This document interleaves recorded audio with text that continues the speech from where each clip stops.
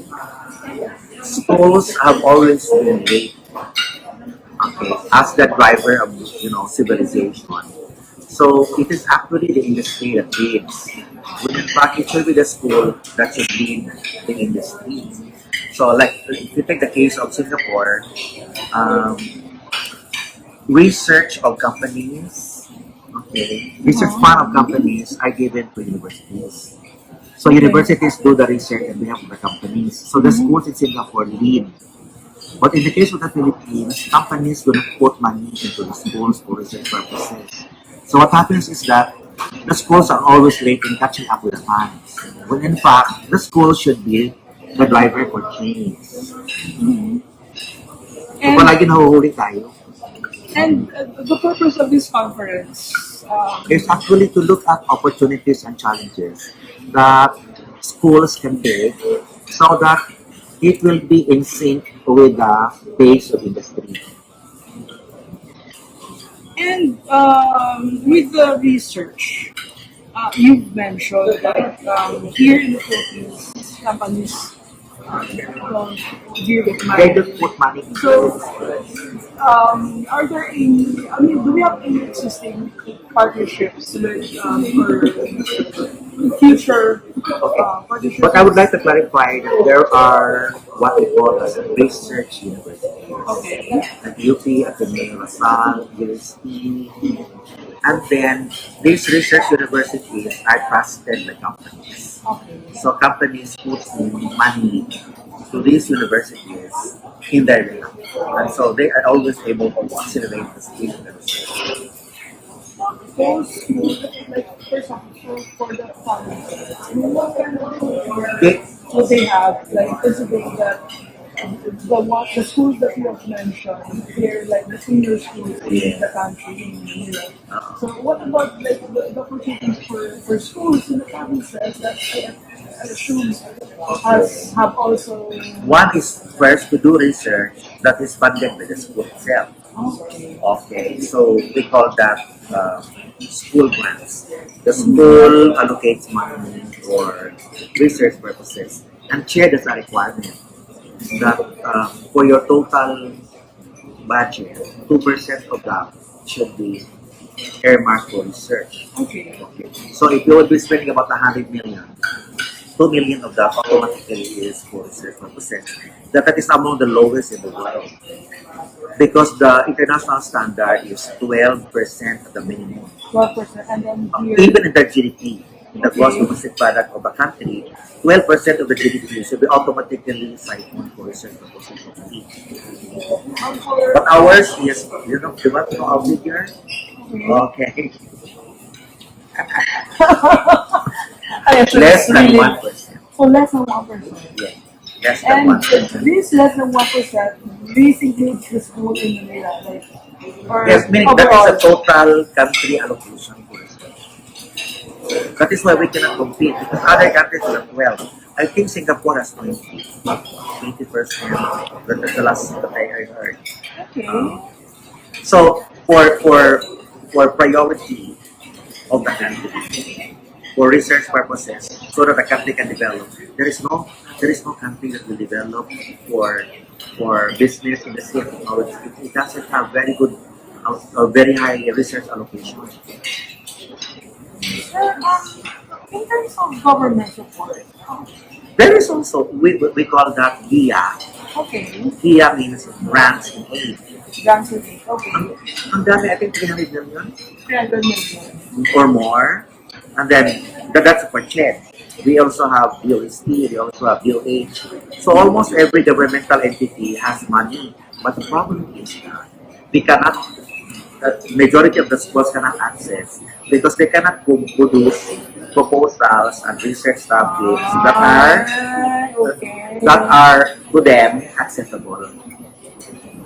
So maski may pera, hindi mo naman makuha yun pag hindi naman maganda. Like, most of our studies involve only questionnaires, Okay. survey, na hindi na yung pagpunta doon sa So, chair.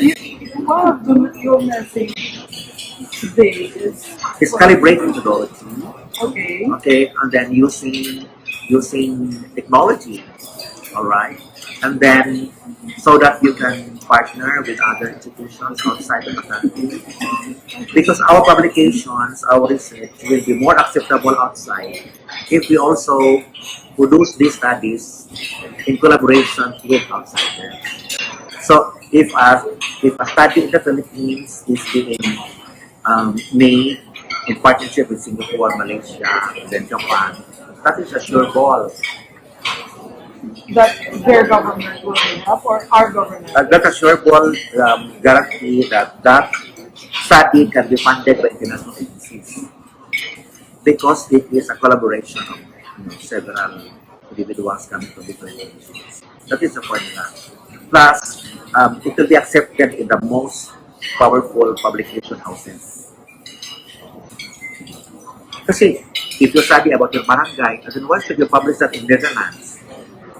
When you're only talking about the barangay where you come from. Sir, But if you talk about unemployment across 20 countries, and so, the United Nations will pay for you to do the study. is it okay if I ask what kind of topics like these institutions, international, national, would prefer topics? What kind of The topics are actually shortlisted by them Okay. in relation to their particular mandate. Okay. So, for example, WHO, who will always prioritize epidemiology like coronavirus, Okay.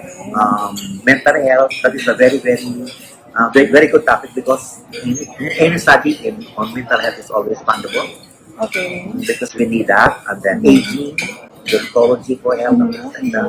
Then climate change is always palatable because all countries are affected by it, the rich and the poor, the big and the small, things like that. So what we can do as a researcher is check the website of the funding agency because they have a list of the prioritized topics. And then from there, you try to see whether there is a match between your capability to do research and the topic is paused or listed in the priority of the funding agency in the staff. You mentioned earlier about collaboration with international schools and institutions.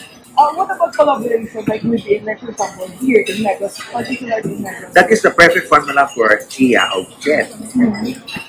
3 or 5 universities 3 or 5. in Bacolod, okay, producing one research paper. Okay, that's funded by JET. Like, I think UNOR. LCC and UNOR. together created some more. Yeah. There's a current CHED-funded study that the 3 schools are Because collaborating. what is the reason for collaboration? To increase the amount of accountability. If I give you money, and it's 3 million, and then you don't finish, then I'm the losing side. But if there are 3 schools being given the 3 million together, and then if you do not finish, then these 3 schools will be blacklisted by me. And so the accountability is higher. Plus, you may not have all the expertise needed for one study.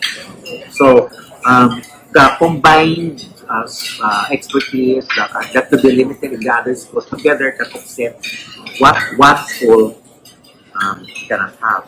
Because there are only, like, it is even a miracle if there is a PhD in biology holder in one university. If there is one, it's the only one. But there is another one in another school, and so these 3 people will come. Sir, very quickly, why is it important to integrate that revolution in these kinds of research? Because that is the only way that the research in schools will be able to drive society. Because in the industry, they are already using Sophia the robot. Okay. But here, we're only using the radio. Diba? And then, I come from a school na there is what we call as HRM, diba? Hotel and Restaurant Management. And then, in the Philippines, we do not use technology called dishwashing machine. Dishwashing. We only have laundry. But when they go abroad and then work in hotels, they do not wash by use of hand. They use the dishwashing machine. We have a refrigerator here, it's small. But when they work in the hotel, it's one room. That is why namamatay sila dahil pumasok sa loob. Hindi nila alam na refrigerator pala yun. Then ang plancha natin, napakaliit. Ang plancha naman doon ay pag ganun lang na ilang kwadro, 2 square meters. Yun ang plancha. So you can just imagine, if you come from the Philippines and then you go there, same course as the one in Singapore, but they do not have the same ability to drive. We are not doing research in order to advance, but only to barely cope. Very cool. Can you expound? Meaning, when you use these technologies to do research, you are not advancing actually per se. Because the industry and then, the environment of work already uses very, very high level of technology, like the Alexa, artificial intelligence. They are no longer using the laptop to record. They have the speech to text. Okay. And then they no longer write memos. They ask the computer to send. Can you imagine? You don't even need to close your windows and you close your door and you close your gate. You just say, Alexa, close the window.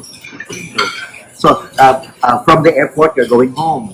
And then, mainit. So, you can activate Alexa. Alexa, switch on the aircon. By the time that you arrive, nag-anda na yung aircon. That is the industry. And then, ang school, magamit ng typewriter. Yung computer ay yung pangbuntis na malaki. So, ano na? So, even if you're going to use the technology, you are very okay. Kasi very advanced. So, mangyari doon, like our nursing graduates, 4 years. Papunta sa abroad, nursing aid na sila. They have to study again. Our engineers are only assistants when they go abroad. Because while they can pass the board, they do not have industry experience. So that is what I meant by very limited. The opportunities are very limited. Everything else boils down to the DEA. Very little financial support.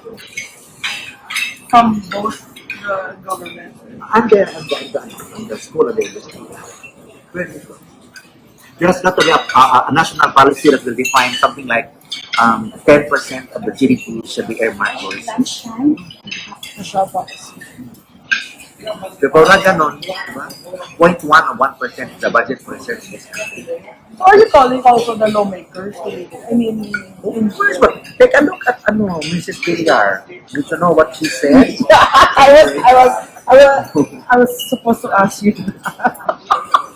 But why? And she is a highly voted. She's against research in the agricultural sector.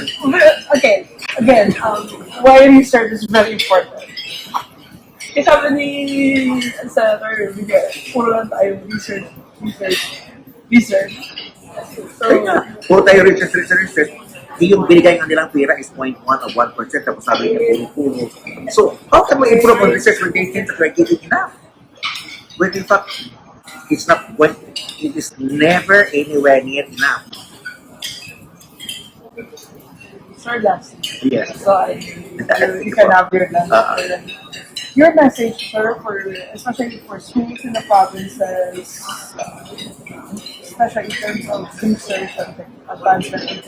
My message is very simple, and that is get rid of your current vision and mission. Change that to a vision and mission that defines the mandate to use ICT, meaning artificial intelligence and smart technology as the drivers in the new environment of a culture of work. And then from there, allocate the resources correspondingly. Don't you know that there are schools with a budget only 100,000 for research? Yeah, it cannot even pay for the burial of a person who really dies. And that is the budget of the entire school.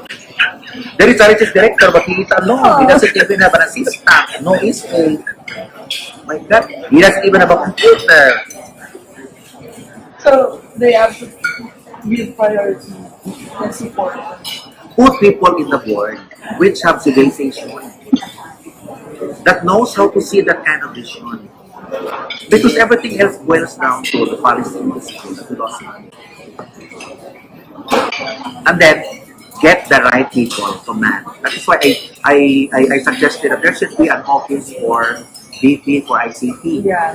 that will take care of everything. And then for teachers who do not like technology, don't worry. Because these are the teachers who were born in the 1960s, just like me. So, but those that were born in 1980s, no problem, because they are the computer literate. For those in the 1960s, in 5 or 10 years, they will be retiring or dead. So no problem. Nature will solve this. Because if you are 17, that's a problem of schools. That even if you have training for ICT, the teachers will not come because they will die if they will touch the computer. So teachers should also maintain an open mind in learning. And they invest in laptop, Wi-Fi connection at home. But in my research, less than 10% of all teachers have Wi-Fi connections in the house. And the 99.9% of schools in the entire country do not have sufficient Wi-Fi connection. 99%. Yes. Okay. In Bacolod, you try to do a survey. If people are happy with their Wi-Fi connectivity, No. but I will not ask that for the CC. Right? So how can you begin the 4IR? You don't even have the Wi-Fi connection. And then, how are we using the Wi-Fi? Only to watch YouTube, music, porn, etc. We're not using that in order to explore and learn Score. from the civilization and the Internet of Things. Here, what are we doing with our computers? We are only using the substitute for typewriter. But in fact, we should be designing civilization using our computers. But we're only using the computer for including. To replace the computer, the typewriter.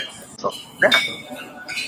But I think in 5 to 10 years, when all the old people will die, we'll have a new generation. Sige. Because nowadays, even in kindergarten, they don't have textbooks anymore. They have The tab- one? the tab- Tablets. Tablet na. iPads.